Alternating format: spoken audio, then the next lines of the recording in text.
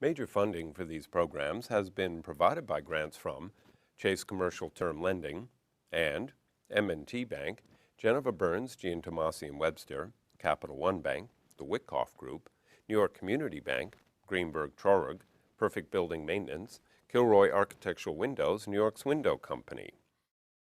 Additional funding is provided by grants from Aerial Property Advisors, AKA Hotels, Corman Communities, Bank of America, Merrill Lynch, Bank Leumi USA, Briarwood Organization, CBRE, Colliers International NYC, Cushman & Wakefield, Customers Bank, CUNY TV Foundation, DDG, Dime Savings Bank of Williamsburg, Douglaston Development, Levine Builders, First Nationwide Title Insurance Agency, Flushing Bank, Friedman, Gemini Real Estate Advisors, Herrick Feinstein, Hersha Hospitality Trust, Investors Bank, James D. Kuhn Real Estate Institute at Syracuse University, James Orphanides, Chairman, USRealty.com, John Katsimides, Red Apple Group, Margolin Weiner and Evans, Massey Knackle Realty Services, Meridian Capital Group, New Banks, Newmark Grubb Knight Frank, People's United Bank,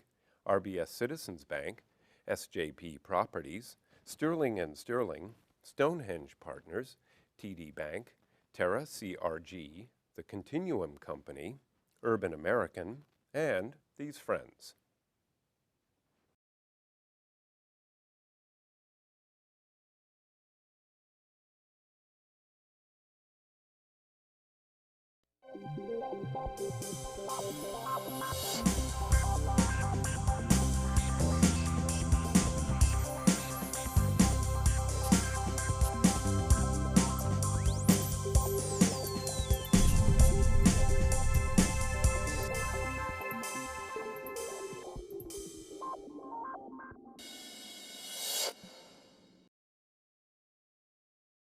It's the state of New Jersey, and there's a lot of things taking place.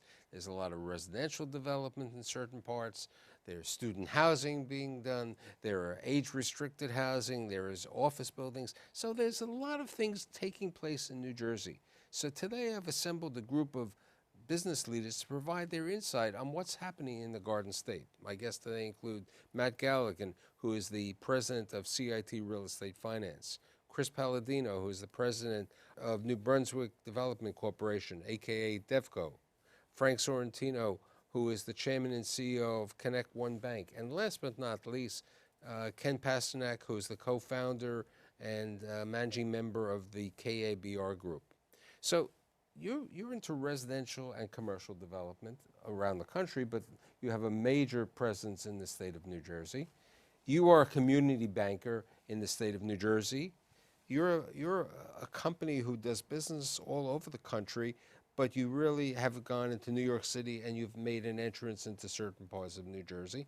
And you are the 800-pound gorilla of New Brunswick because you've taken and really changed the face of New Brunswick, and now you're going to Newark. So what, in your opinion, what has happened over the last 18 months in the state of New Jersey that there's been more development? What's the reason? Is it the urban green? Is it the go credits? What's caused this improvement? Well, with respect to New Brunswick, what we're finding is people are waking up that New Brunswick's a great alternative for a real 24-hour, 7-day-a-week urban lifestyle. And it starts and maybe ends with transportation. You can be in New York City in 35, 40 minutes. But there's a whole vitality that has been a 20-year process. It really hasn't been the last 18 months. The fact that there's a lot of pent-up demand for places for people to live, and you have a realignment and restructuring of one of the largest research universities in the country that finally has put in the right direction. But you know, you brought up prior to the show, which is an interesting situation. There are people, you know, who are in their 50s or in their early 60s who may have had a home in parts of New Jersey. It doesn't matter. Their children may be in New Jersey or they may be in New York. They want to downsize, and New Brunswick has that great opportunity where they could, you know, buy a condominium or rent an apartment to do that over there. But that's New Brunswick. Now you're making that trip into Newark, which Frank says to me has a great transportation like New Brunswick. But a lot of people, including Ken, who has a property over there, and probably one of the nicest rental apartment buildings, who's saying, I really don't want to be in Newark.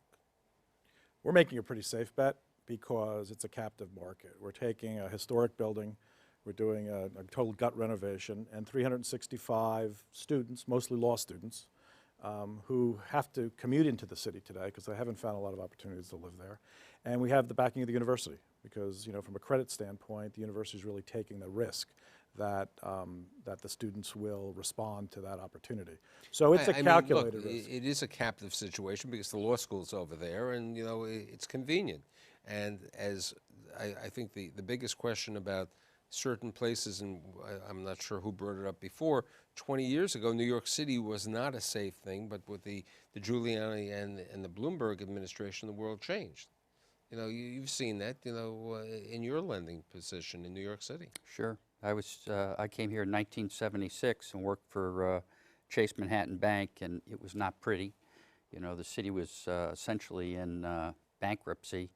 And Ken and I were talking earlier about Union Square. You didn't want to go into Union Square for safety or cleanliness reasons. And now look at it. So there's been obviously a demonstrative change in Manhattan, and it's almost to the point where there is not a neighborhood that you wouldn't go into. But how have you made this decision to lend money into Edgewater and into Jersey City? You can't afford to live here. You know, we were talking on the way in, Mike. A year ago, condominium land was $400 a foot in New York. Today, it's closer to $800 a foot. To put the 400 in perspective, Williamsburg is $350 a foot, and you know it's not. You've got to take a boat to get there.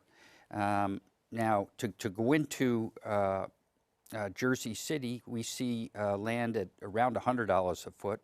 We see the area, the harbor or the Hudson water area, having 10,000 units developed between now and 2017. And the projections are that if that happens, the vacancy rate only goes to 5% from 4%. So half the price of New York is a lot. Yeah, Mike, I think it's all proximity to New York City. You know, New Jersey's gone through an interesting time, right? The last almost a decade, there's been less construction through this recession. People have had a more difficult time to be able to afford that home that you just described before. And so there's been a shortage of housing stock being built in New Jersey. At the same time, New York City, which is very proximate, right? It's just over the bridge or through the tunnel, or via mass transit, even more importantly, has been on fire. And that is driving the values But you here. brought up an interesting point prior to the show. You know, for 45 years, the Hemsley site that we would call, which is right at the George Washington Bridge, not far from the development that you did in Edgewater, you know, a prime location, great views of the city, sat dormant. Many people try to develop it, and now there's going to be development. But you brought up the comment that there's no transportation. You cannot get from that site to New York City. So you have you have close to 900 units that SJP is developing. You have Tucker doing development over there. I mean, how do you see the Fort Lee? So I think it's I don't want to say a travesty, but I think it's a shame that markets that are so close to New York City don't have the infrastructure that's required or needed to support that market. And yet, right across the river, other parts of New Jersey, Hoboken, Jersey City, New Brunswick, places that have mass transit are doing phenomenally. So here's the question. Why don't, which Jersey City did, why don't you do light rail? Why don't you have a light rail or some type of rail to get you to the ferry or to get you to a means of mass transportation? We're starting to hear about it. Just heard Mayor Frank Huddle in Englewood getting together with Mayor Steve Fulop to say, hey, we're going to bring light rail up through Englewood and into Tenafly. I think these are very important issues. I think they actually will portend what will happen in northern New Jersey. specifically northeastern Bergen County, where there isn't rail service. There's better rail service from Ridgewood than there is from Fort Lee. And that's one of the reasons that many people have always liked Westfield, because of the transportation over there. You being both sides of the coin, you took over buildings, I mean, which you would have never financed, because he took over vacant, for a different matter. He took over vacant buildings, and through tenacity and his hard work, they were able to get tenants to go over there. But New Jersey, when I would do a show on the office market or the state of New Jersey with owners and developers a couple years ago, I still remember Manny Stern saying to me, let's not talk about the office business because there's no office business in New Jersey. And that was the basic comment. Nobody was moving to New Jersey for office space. The office space was being consolidated. At one time, everybody went to Roseland. Everybody was in 2 blocks in Roseland. And you couldn't buy a tuna fish sandwich. Right. So what do you see? And you've been a visionary. Well, You've done a lot well, in I the think last 5 or 6 years. we try to look for opportunities. You know, sometimes a bad situation at the right price can be a good situation. We paid about 20 cents on the dollar for our real estate holdings, $40, $50 a square foot for $200 real estate. So we can steal tenancy. I think the pundits will tell you that real estate in the office market in nominal value has basically stayed flat for probably since 1990. So that, you know, It's like Westchester. yeah. The rents are the same as they've been for Right. 25 So years. on one hand, it's a horrible market. On the other hand, if you have the right basis and you have well-located assets. So we try to have assets that have some kind of connectivity to New York City. And for instance, we're putting a shuttle bus to 15X in our Overpeck Park asset, which is about 7 minutes away. So we can make it around a 20-minute jog into Penn Station, New York City from our office park. So we think that's a dynamic that creates that kind of commutation. There's a reverse now where a lot of our tenants want to hire into that, we call it new urbanism, youth market that really wants to have a lifestyle. They don't really care where they work so much, but they care where they live and how they get to where they work. And there's a reverse commute, quite a bit of maybe counterintuitively.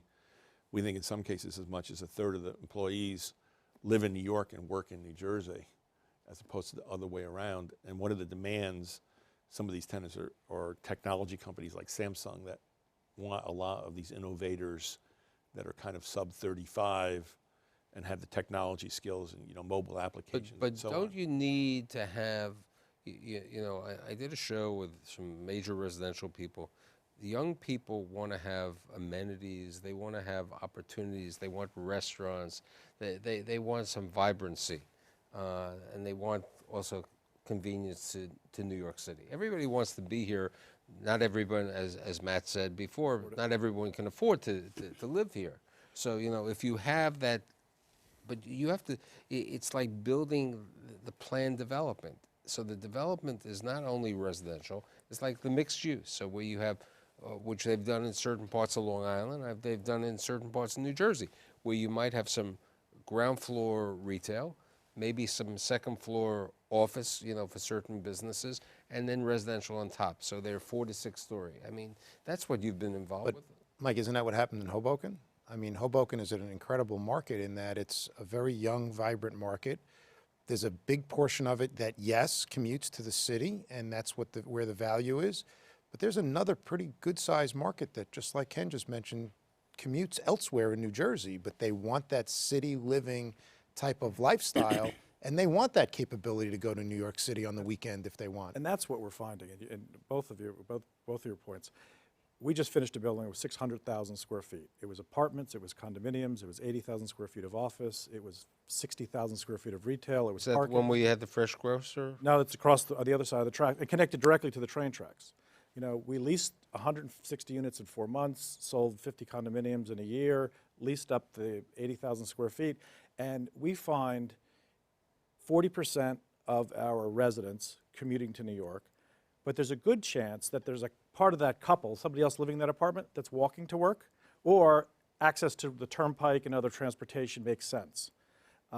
It's really, it's a phenomenon, and it's because they can come home and they can kind of go out and have a drink and walk back to their apartment and have that new urbanism lifestyle. So in the state of New Jersey, because we're basically talking within an hour commute or within 45 minutes commute, what's the best opportunities, both as a banker, as a community banker, to make loans for residential development or commercial development? You know, because New Jersey's got a bad rap, let's say, over the last couple of years. But it's a nice place to live. You know, I think there's a couple of New Jerseys, actually. And the New Jersey that we focused our business in and our recent merger puts us squarely in the market that surrounds New York City. If you were to take Manhattan and make it the whole of the donut and look at the donut that surrounds it, the part that's New Jersey is where our bank is represented. But that's a very different place than other parts of the state. So here's the question that and Matt has heard me, and I've written numerous articles about this. The comment is the streets of New York are paved with gold in a different manner, that many banks from around the country are trying to enter the market, like the Bank of the Ozarks, Fifth and Third, my friends from Investors coming over here, you know, the other Provident from Montebello over here. When is the ConnectOne coming over here? I mean, but you know, people want the opportunities over here. But you haven't taken the opportunities to be in New York City. Well, we think the big opportunity right now is in Jersey City. We've bought about 3 million square feet of potentially about 3,500 apartments. So the dynamic there is this, again, new urbanism, critical mass, which is going to go from about 12,000 units to about 20 or 25,000 units.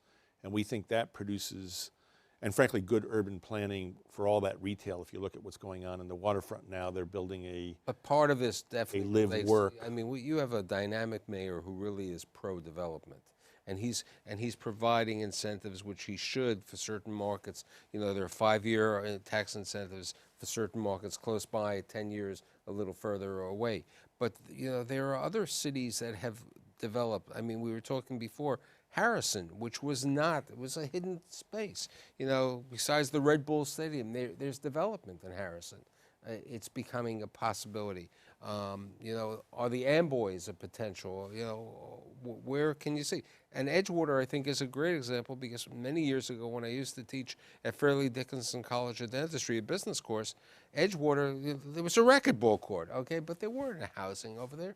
You know, there was limitations, and what has happened in Edgewater is a great example. But I think it's a combination of the live-work amenities, the location, measured in commutation distance. So in Jersey City, for instance, you're 15 minutes. We think ground zero is Union Square Park, it's 14th Street.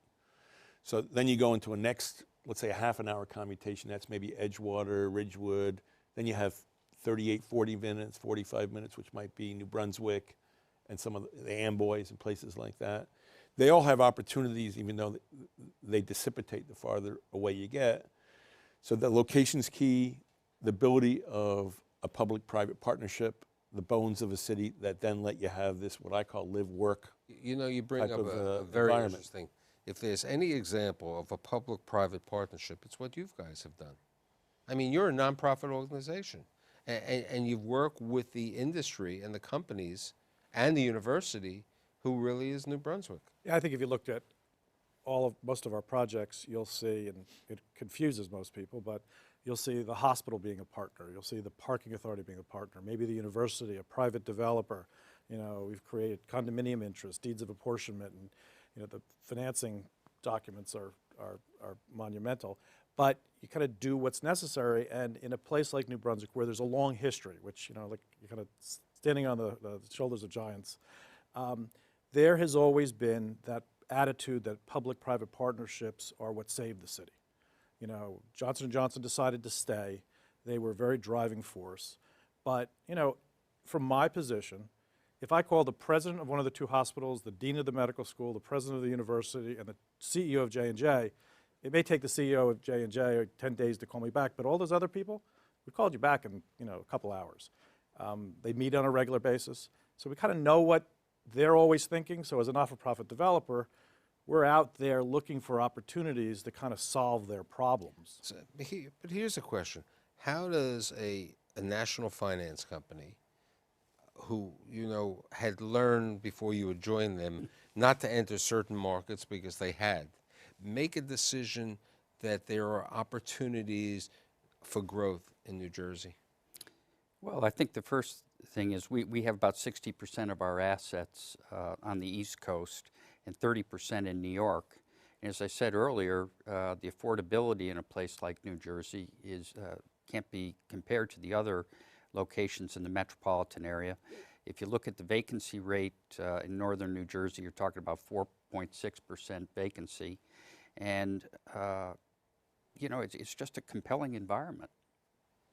Now, how do you, as a community banker, see the competition? Because, as I said, there is always competition.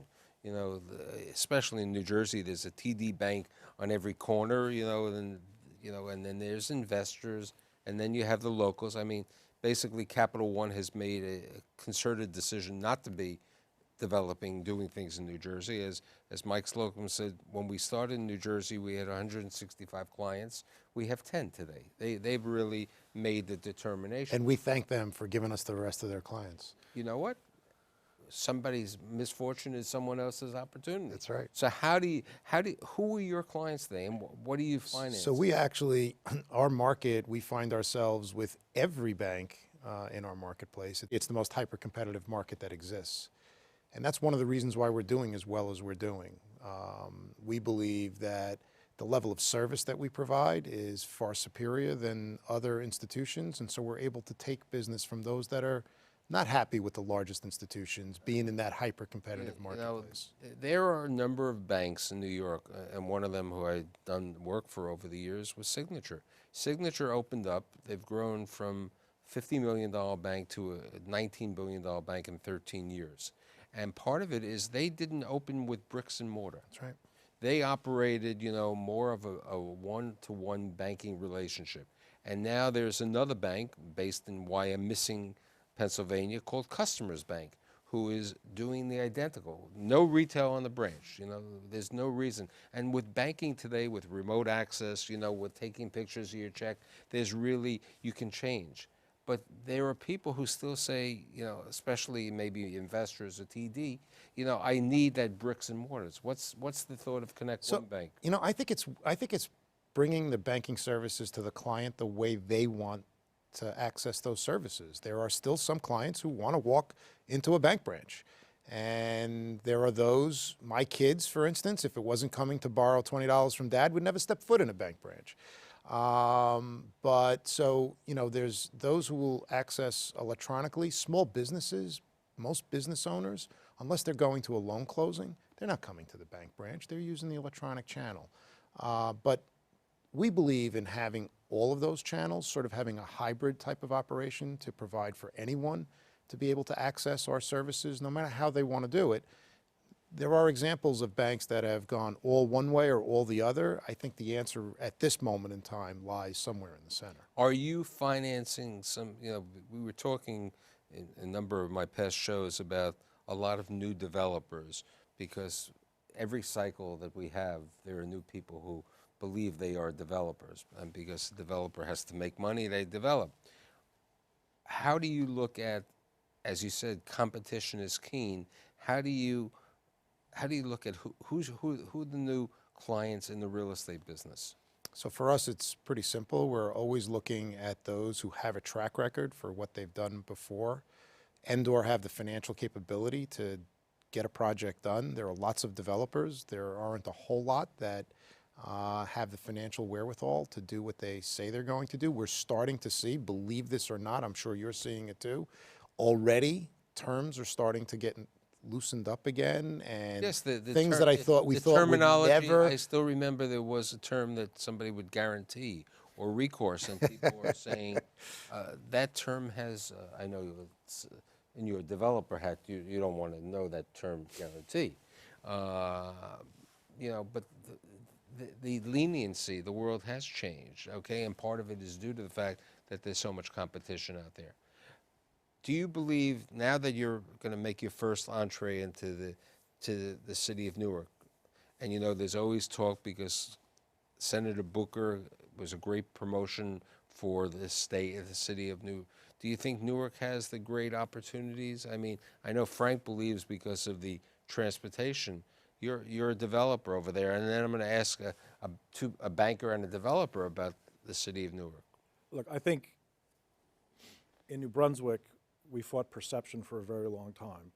And either Newark has to deal with a reality situation or perception out, but they have to start with public safety. So people really have to start to believe that it's a very safe place to be. And more of the people come to PAC and come to Prudential and have a good experience, that all helps. I think Newark, there's a tipping point in Newark, and it has to be done with critical mass. There's probably 6 big residential projects that are on the drawing board right now. Ours, we started already, we closed the financing next month, people will be living there. But you said yours is also a captive. Correct. type So of thing. we're going to get done first. The true question is, do the other 5 or 6 get done? If those 5 or 6 get done in the next 48 months, I think you're going to see a different perception of Newark.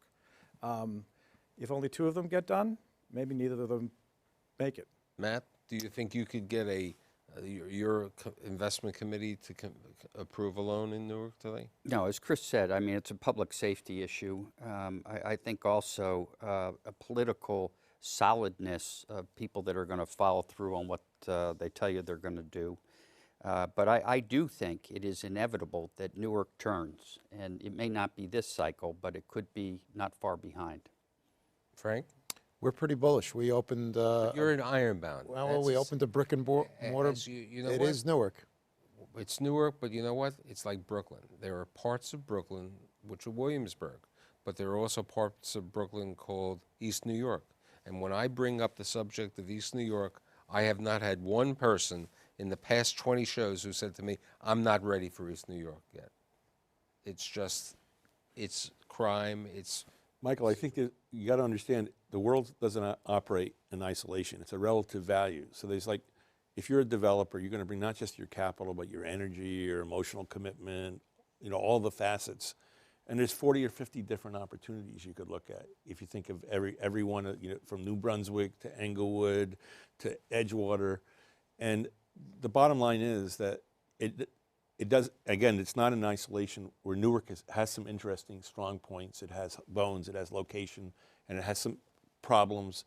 But if you look at that versus your relative opportunities, for instance, almost in any town in Hudson County, you're not going to choose Newark today till they get real about a competitive fact set that touches on all these areas: amenities, public safety, private partnership attitude, tax incentives, bringing the whole ball of wax together. Then maybe against the relative value, it will win more developer capital. And I don't mean it just in an equity point of view, but the whole capital that makes something happen, which is attention, which is a desire to be there. It's all those other soft things. Right, because as you say, the bones are there. The transportation bones are there. The structures, the historic structures, the town, the fact that Ray Chambers put so much time into it with the PAC and the Prudential Center and the Penn Station. But you need to have other things to make a city Governmental great. infrastructure. Yeah, there has to be some level of certainty that you walk in the front door of City Hall and you'll be able to finish your project. In New Brunswick, I've been doing this for 19 years. I've had 1 mayor, 1 city attorney, and 1 director of public of planning and economic development, and they're all professionals. And you know, It's not that way. 30 minutes is not a sufficient time to talk about what's happening in New Jersey, but hopefully I'll have all of you back again. And I'd like to thank you all for being here. I'd like to thank Matt, Chris, Frank, and Ken, and I'll see you next week.